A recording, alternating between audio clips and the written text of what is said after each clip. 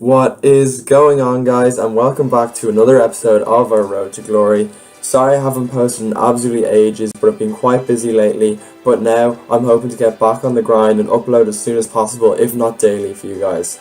So, kicking this one off, as always, we're just getting our daily coins, and thankfully this 1,500 coins will give us enough to open the event pack for Emmett vs Stevens, and we actually get quite a few good things. We get a really nice single leg takedown as well as a gold perk guard specialist, so that'll come in handy for surviving on the ground, and if we decide to make a ground fighter, it'll be a huge help. But going into this, we're using Dan Henderson again. He's our only gold fighter and we're trying to climb up the rankings with him. We come up against a Donald Cerrone who had some very good striking. You see Incy there, he comes out with a kick, and this guy had some nice smooth combos and some really powerful moves. So starting this off, he definitely had the better of me, landing some nice combos. I managed to get a head kick of my own there, but it was him who was landing the higher volume of strikes. I was trying to counter and move off him, but he was mixing things up really nicely and managing to catch me as I tried to sway out of the way. You see here, I try an ill-advised spinning back into the body, which leaves me open, and he rocks me and knocks me down.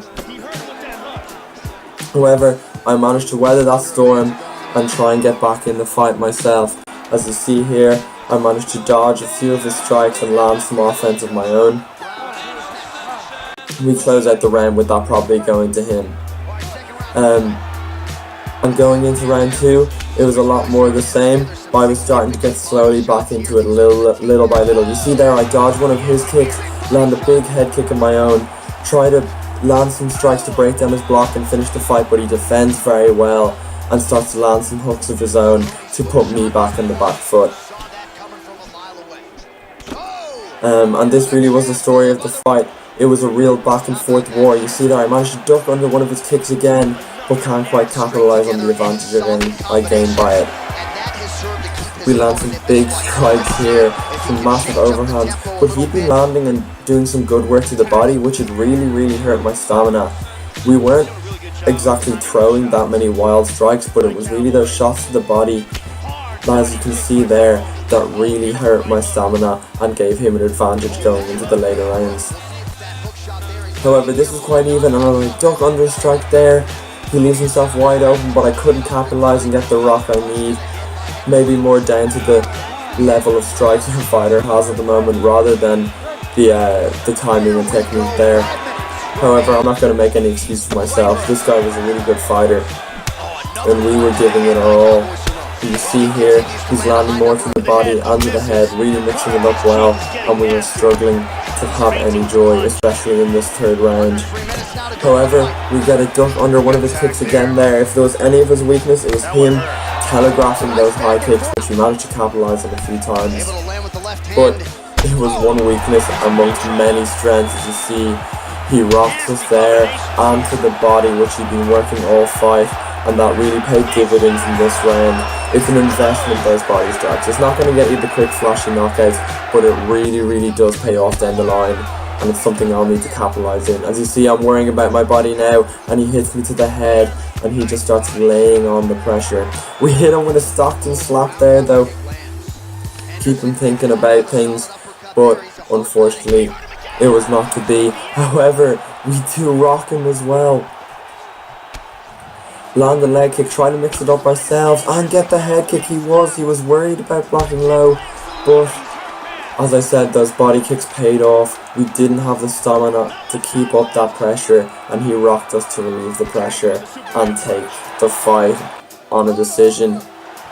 This was a really fun striking war. It was a pity we couldn't get the result, but learned a lot from that strike especially, or from this fight especially, the value of body kicks.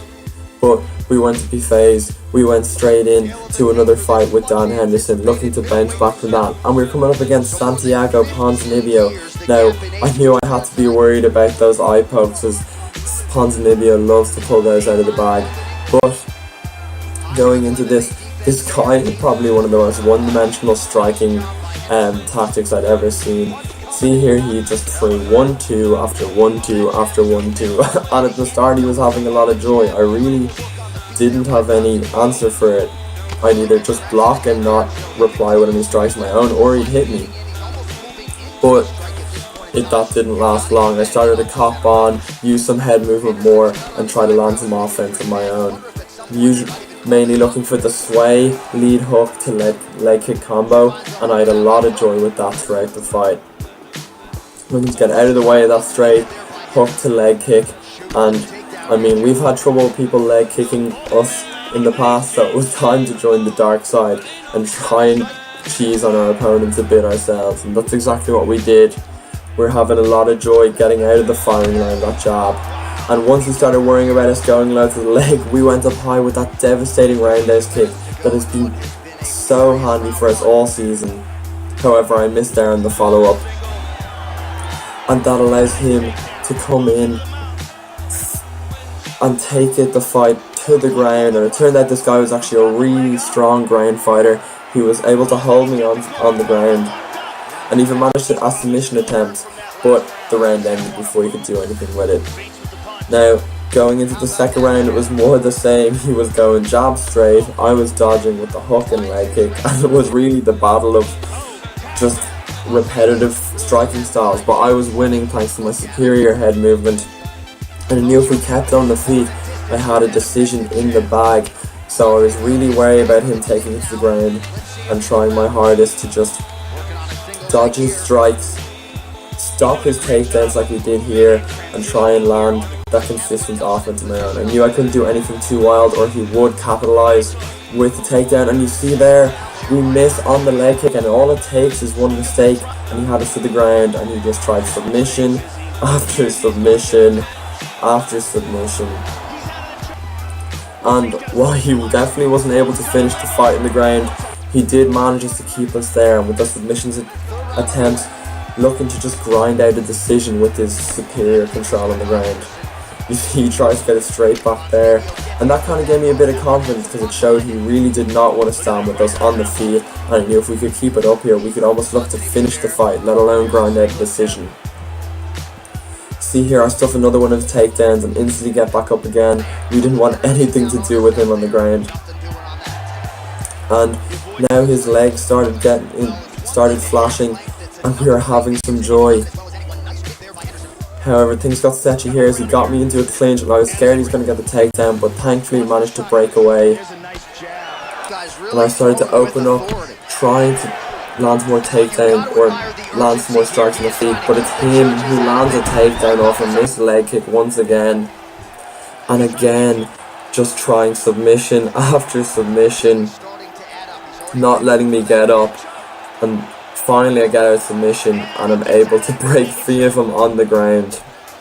But it is only with 10 seconds left in the fight that I managed to get on my feet, and not enough to do anything else with it.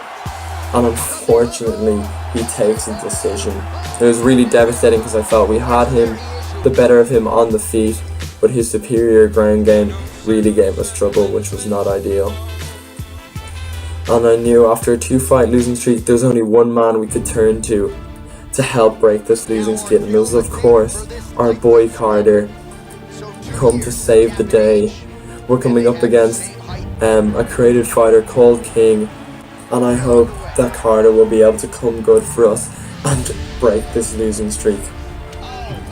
We just traded early in this fight, and this guy was throwing big bombs, and I realized early in the first round that the best way was not to trade with him, but to wait for his stamina to go down and look to sway and catch him on the counter. And that's exactly what we started to do here.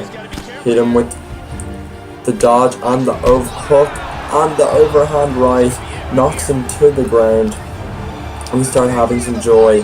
But I got cocky after that knockdown and did just start to trade with him. And as you can see here, like in the first fight, he was going to the body loads. This coupled with me throwing a lot more wildly now in an effort to trade with him meant that the stamina advantage that I had earlier in the round was almost depleted by the end. While there was no clear winner on the feet, we traded quite a bit.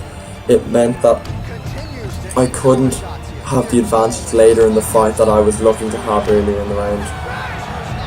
And that was really frustrating because I think had I stuck to the game plan I had earlier, we would have finished this guy in the first or the second round. But now we're making much harder work of it. However, this guy was a good fighter. He had some really strong moves and worked the body really well, as you can see here with that knee as well as those hooks. It made it really difficult for me to launch any offense of my own, because he was constantly just taking the wind out of me with those big shots. As well as this, if I tried to sway downwards and duck under shots, he was catching me with that knee. And it really was just a stand-up war. However, we played it cool there and we got a big head kick after some nice defense.